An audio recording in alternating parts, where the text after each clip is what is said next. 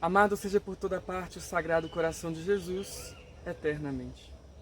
Amados irmãos e irmãs, a liturgia desse final de semana nos convida a ser testemunhas do Cristo, a falar, a evangelizar e a preparar o caminho do Mestre. Hoje nós vemos no início do Evangelho João Batista preso. E ele ouve falar de Jesus, então envia seus discípulos para poder ir até Jesus e perguntar se realmente era ele, o Messias de quem os profetas já falavam. E então os seus discípulos confirmam que realmente Jesus é o Messias.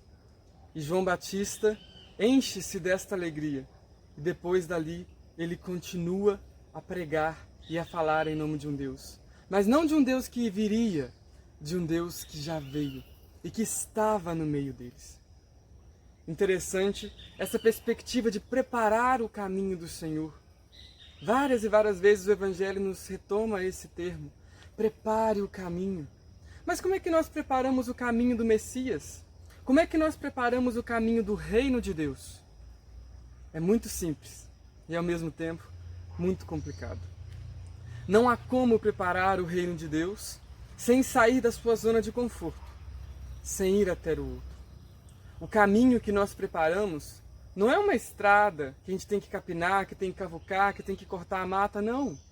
Esse caminho é um caminho humanitário que nós devemos fazer em direção ao outro. Preparar o caminho do Senhor é, na verdade, trilhar os nossos caminhos em direção aos irmãos que se distanciam de nós. Quanto mais distante alguém se faz de nós, mais próximo nós devemos nos fazer desta pessoa. Hoje nós vemos no Brasil uma diferença social muito grande. Nós temos 13,5 milhões de pessoas vivendo com menos de R$ 145 por mês. Se nós fôssemos olhar, será que isso é preparar o reino de Deus? Quando nós olhamos mais da metade da população do nosso Brasil vivendo simplesmente com menos de R$ 450, não tem como, não faz sentido. A desigualdade cada vez aumenta mais. E o nosso silêncio não contribui em nada para a construção desse caminho do Mestre. Nós erramos, falhamos de forma muito feia quando deixamos de lado, quando fechamos nossos olhos para a verdade que se desvela à nossa frente, quando tampamos nossos ouvidos ao ouvir o grito daqueles que clamam, daqueles que morrem por fome, daqueles que clamam por justiça. Isso não é preparar o caminho. Por isso, juntamente com João Batista, nós entoamos esse canto. Ouço uma voz vindo da montanha, ouço esta voz cada dia melhor, e eis uma voz a clamar,